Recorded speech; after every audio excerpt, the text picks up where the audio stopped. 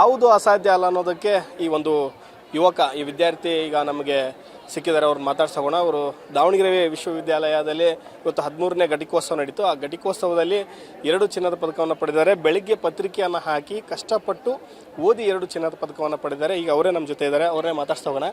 ಚಂದನಿ, ಬೆಳಗ್ಗೆ ಎಷ್ಟು ಗಂಟೆಗೆ ಪೇಪರ್ ಹಾಕಕ್ಕೆ ಹೋಗ್ತಿದ್ರಿ? ಯಾವ ಗ್ಯಾಪಲ್ಲಿ ಓದ್ತಾ ಇದ್ರಿ ಅಂತ? ಬೆಳಗ್ಗೆ 4 ಗಂಟೆಯಿಂದ ಪೇಪರ್ ಡಿಸ್ಟ್ರಿಬ್ಯೂಷನ್ಗೆ ಹೋಗ್ತಾ ಇದ್ವಿ ಸರ್. ಬೆಳಗ್ಗೆ 7 ಗಂಟೆ 8 ಗಂಟೆವರೆಗೂ ನಾವು ಡಿಸ್ಟ್ರಿಬ್ಯೂಷನ್ ಇರ್ತಾಯಿತ್ತು.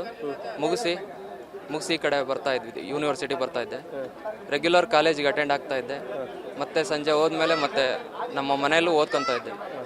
ಇದರಿಂದ ಡೈಲಿ 4 ಅವರ್ಸ್. ಹಾಂ ಸರ್.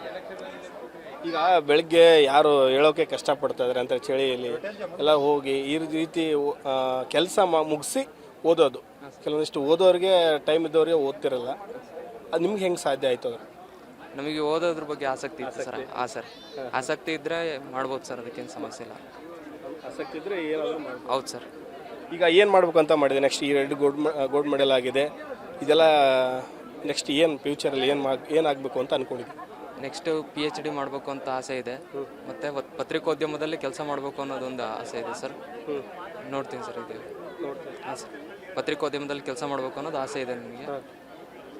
ನಿಮ್ಮ ತಂದೆ ತಾಯಿ ಎಲ್ಲ ಏನು ಮಾಡ್ತಾರೆ? ಏನು ಕೆಲಸ ಮಾಡ್ತಾರೆ ಅವರೆಲ್ಲ? ನಮ್ಮ ತಂದೆ ಪೇಪರ್ ಡಿಸ್ಟ್ರಿಬ್ಯೂಷನ್ಸ್ ಇದೆ, ಮತ್ತು ವರದಿಗಾರರಾಗಿ ಕೆಲಸ ಮಾಡ್ತಾರೆ.